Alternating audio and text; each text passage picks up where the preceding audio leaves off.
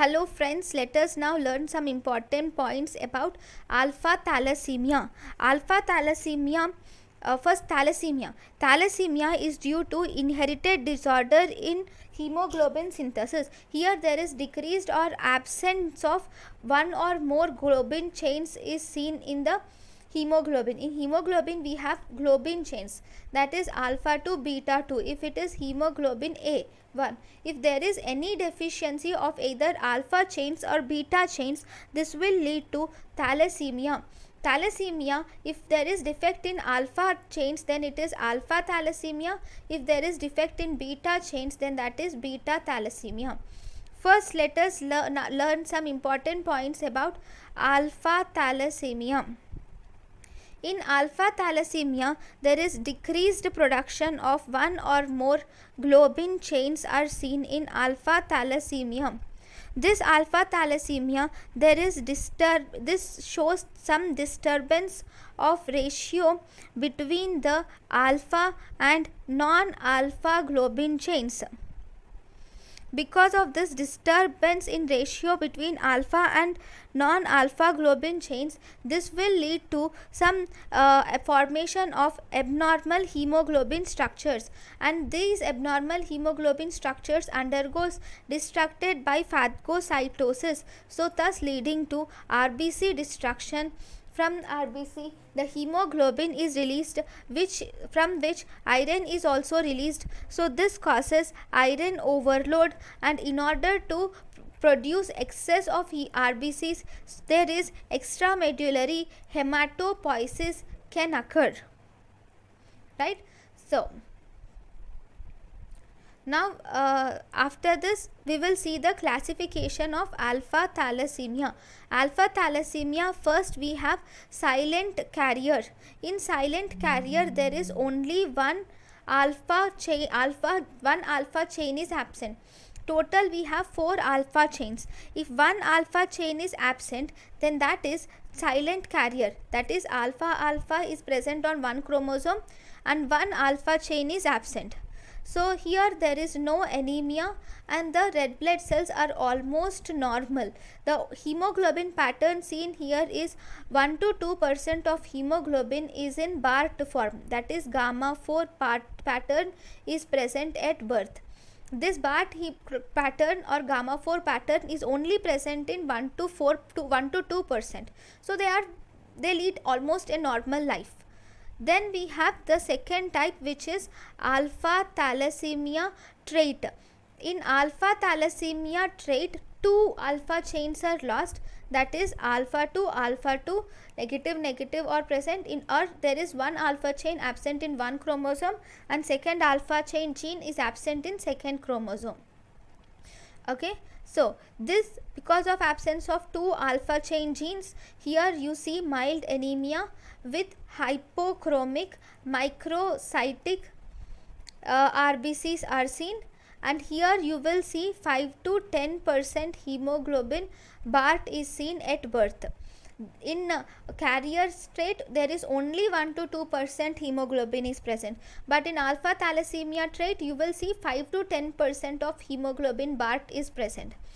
Then the next type is hemoglobin H disease, where there is 3 alpha chain genes are defective, so that means minus and minus alpha, only one alpha chain gene is present.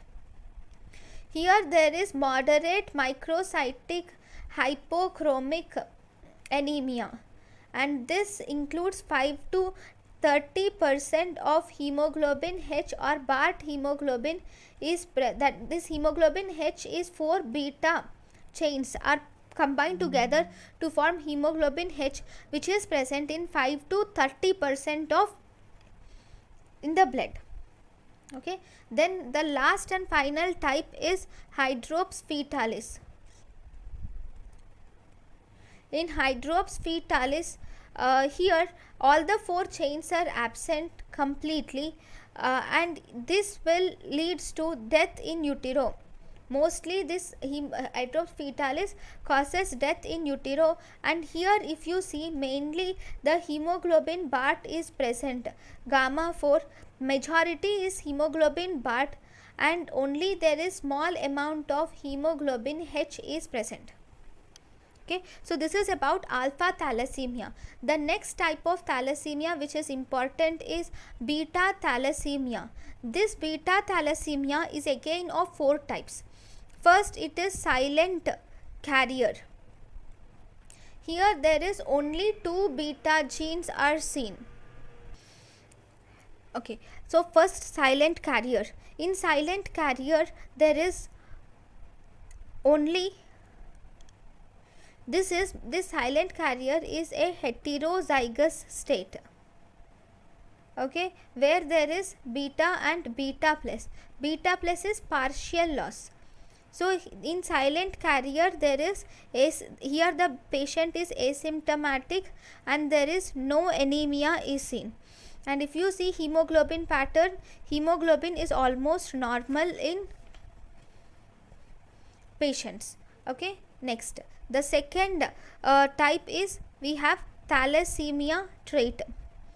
In thalassemia trait there is loss of one beta chain. So beta node. Even this is a heterozygous state. Okay, here this thalassemia trait has mild anemia, and this anemia is obviously hypochromic and microcytic anemia. And here there is elevated HbA2 levels are seen, that is more than 3.4. Then we have thalassemia intermediate. In thalassemia intermediate, here there is homozygous state where there is beta 0 and beta plus, which is homozygous state is present. Okay, thalassemia intermedia is seen. Here the hemoglobin F level is elevated and there is moderate anemia is seen.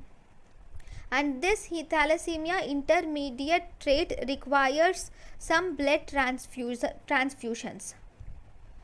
Okay, then we have the next disease, which is thalassemia major. In this thalassemia major, if this is a homozygous state with beta 0 and beta 0, that is there are no beta chains at all. So these patients are mainly dependent on blood transfusions only, and they present very early in life. Here hemoglobin levels is markedly elevated. Then this is about beta thalassemia.